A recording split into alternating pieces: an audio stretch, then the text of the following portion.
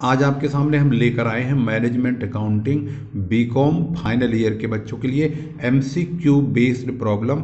इस सीरीज में हम क्वेश्चन नंबर 94 पर आ चुके हैं, ratio analysis. MCQ based solution जो कि कंटिन्यू चल रहा है एक सीरीज के हिसाब से, ये पार्ट 3 है रेशो एनालिसिस का, जिसमें आप 94 नंबर क्वेश्चन अब सॉल्व करेंगे। जो स्टूडेंट न्यू है इस चैनल पर वो इस चैनल को ज़रूर सब्सक्राइब करें और लेटेस्ट अपडेट्स अकाउंट से संबंधित तमाम वीडियोज की कंटिन्यू लेते रहें। चलिए शुरू करते हैं question number 94। With the cost of goods sold off 70%, total operating expenses of 20% and other income net is 5% of sales. Financial net income would be, financial net income क्या होगी। तो इस पे अगर आप ध्यान से अगर देख रहे हैं तो ये पॉइंट नोट करने वाली है कि यहाँ पर सारी जो अमाउंट हैं वो सभी परसेंटेज में दिए हुए हैं। इसका मतलब है जो सेल है वो अपने आप में 100% है और उसी का ही ये सारे परसेंटेज बेस्ड उसी सेल पर चलेंगे। यानी सेल का ही 70% कॉस्ट ऑफ गुड सोल्ड है, सेल का ही 20% ऑपरेटिंग एक्सपेंसेज है, सेल का ही 5% अदर इनकम है। अगर सेल 100 रुपये है तो 70 रुपये का ये कॉस्ट ऑफ गुड सोल्ड है, 20 रुपये का ऑपरेटिंग एक्सपेंसेज है और 5 रुपये का यहाँ पर नेट इनकम, यहाँ पर जो लिखा हुआ है वो अदर इनकम है। तो अगर हम इसका सॉल्यूशन चेक करते हैं तो हमारी इन्फॉर्मेशन कुछ इस तरह से मौजूद है। कॉस्ट ऑफ गुड सोल्ड यानी COGS 70% यानी 70 रुपये इसको मान के चलेंगे, 70 rupees. Operating expenses 20% 20 rupees, other income 5% यानी 5 रुपये।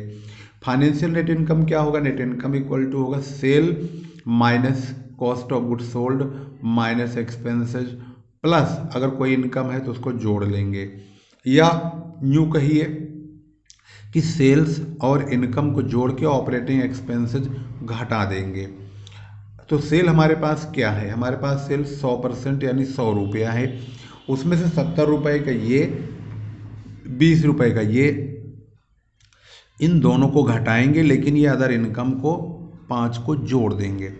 तो ये 15% यानी 15 रुपये की हमारा जो है यहाँ पर प्रॉफिट या नेट इनकम होगी।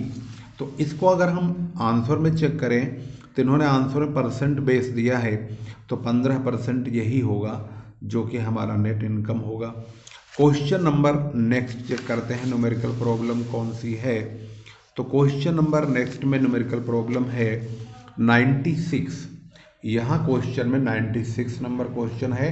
अगर आप ध्यान से देखेंगे तो इसमें लिखा है the dividend per share is 5 rupees and the average market value per share is 25 rupees.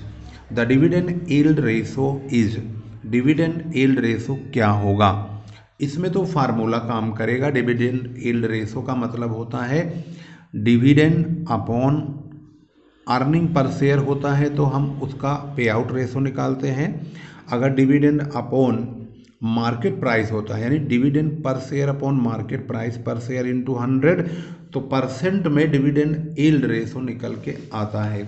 इस क्वेश्चन के मुताबिक हमारे पास जो इन्फॉर्मेशन है वो DPS यानी डिविडेंड पर शेयर 5 रुपये का है, मार्केट प्राइस 25 रुपये का है। डिविडेंड यील्ड पूछा गया है जो कि क्वेश्चन मार्क है। तो डिविडेंड यील्ड रेशो फार्मूला होता है dividend per share upon market price into 100 यानी 5 इंटू 100 और अपॉन 25 करेंगे तो 20% यहाँ पर जो कि हमारा आंसर होगा। और इस किताब के यानी मॉडल पेपर के अकॉर्डिंग 20% यानी हमारा सही जवाब है C। क्वेश्चन नंबर 98 अगले न्यूमेरिकल प्रॉब्लम है if earning per share is 12। अरे यार हारन ऐसे मार रहा है कान फाड़ देगा।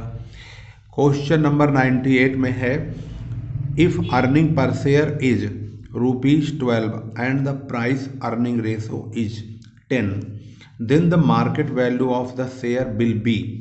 तो मार्केट वैल्यू पर शेयर होगा क्या। क्वेश्चन में लिखा क्या है, क्वेश्चन में इन्होंने लिखा है 12 रुपये अर्निंग पर शेयर और प्राइस अर्निंग रेशो 10 रुपये। मार्केट प्राइस क्या होगा, क्वेश्चन में इसकी वैल्यू रखते हैं। ईपीएस यानी अर्निंग पर शेयर 12 रुपये, पीई रेशो 10 रुपये।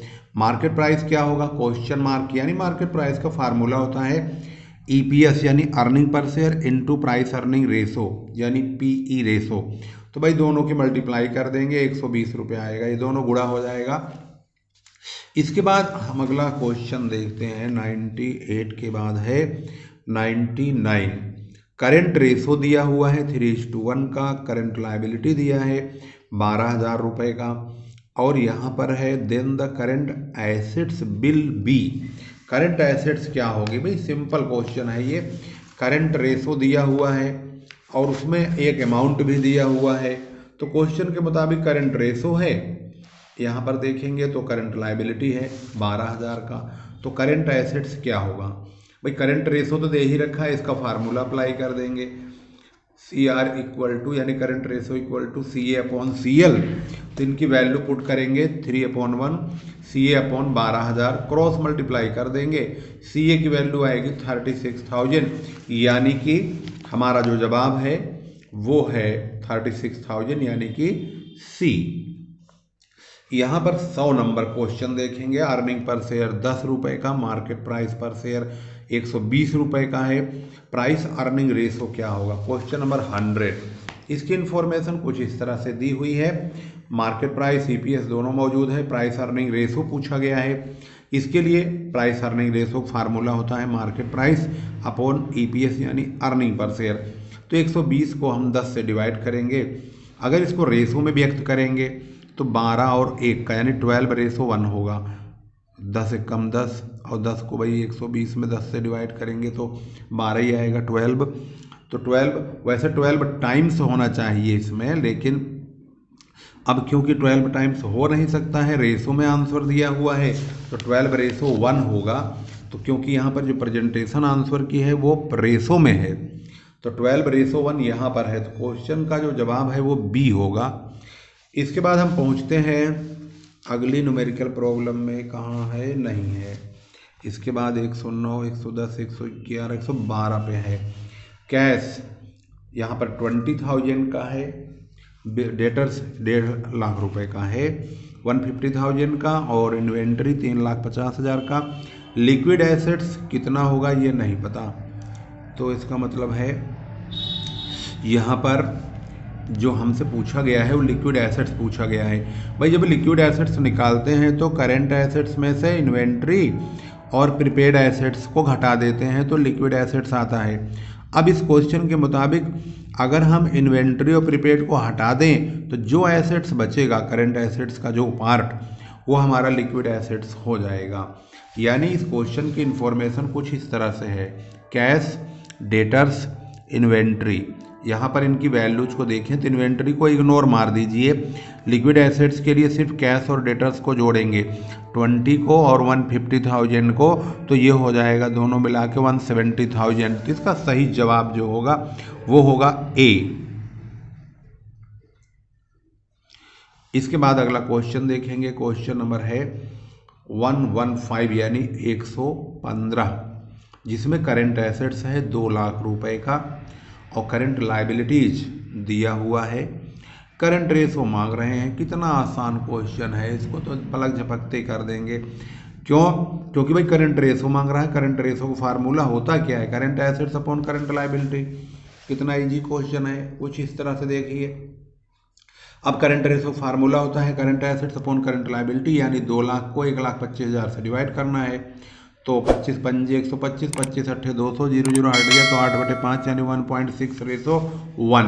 इसका जो सही जवाब है वो है ए।